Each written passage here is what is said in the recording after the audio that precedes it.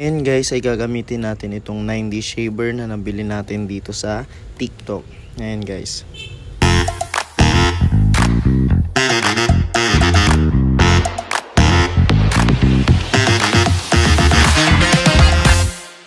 So, ayan guys, bumili nga ako nitong 9D shaver. Ayan, ito ay multi-dimensional na shaver at electric po ulit.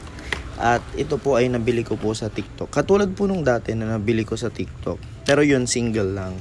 Ito naman, meron po siyang tatlong different na shaver. Ayan guys. So, ito po ay meron po siyang isa lang po na charging port. Ayan lang, isa lang yung port niya. Tapos, isa lang din po na pindutan. At ayan guys, ito po ay nabubuksan para pwedeng linisan. Dati isang bilog lang yung ginamit ko. Yung vinlog ko lang din. Pero ito this time guys tatlo. At ayan guys yung sa razor niya kung gusto nyo pong ipalit itong mga ibang kasama niya. So ito guys ay itong isa na parang single dyan. Para sa ilong po yan. Ayan, pag mahaba na po yung buhok ng ilong po ninyo. Yung silya. Ay, silya. Ayan. So, yan po yung pang trim, pang linis ninyo sa ilong. Tapos, ito naman po, itong, ayan, parang para sa buhok na yan, di ba? Parang ganyan po yung ginagamit nila. Para pag medyo mahaba yung balbas ninyo, yung bigote, mas mabilis niyang makat. Ayan, guys. Tapos, meron din po siyang, charging na cord, tas pang linis. So, ayan, guys.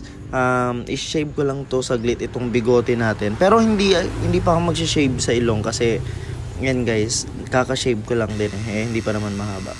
So, saktong haba lang din yung sa bigote ko. Kaya, ipakita ko lang sa inyo kung paano gamitin. Ayan, medyo mahaba ng konti. Ayan, isi-shave natin para mas mabilis. Gamit natin yung parang ginagamit mismo sa buhok.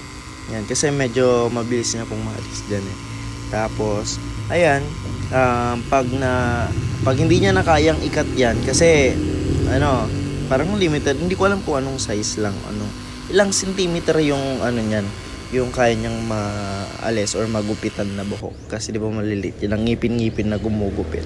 So next naman natin itong tatlong mata, tatlong bilog na yan.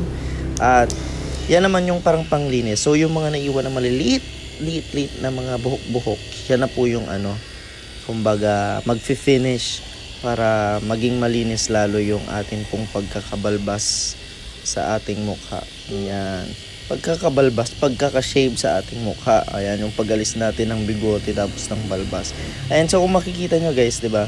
Ang ganda nung finish niya. Ayan, mas matino siyang tignan. Unlike noong dati kong binili kasi single lang, tas ganyan lang. Hindi ko siya nasi-shave pa.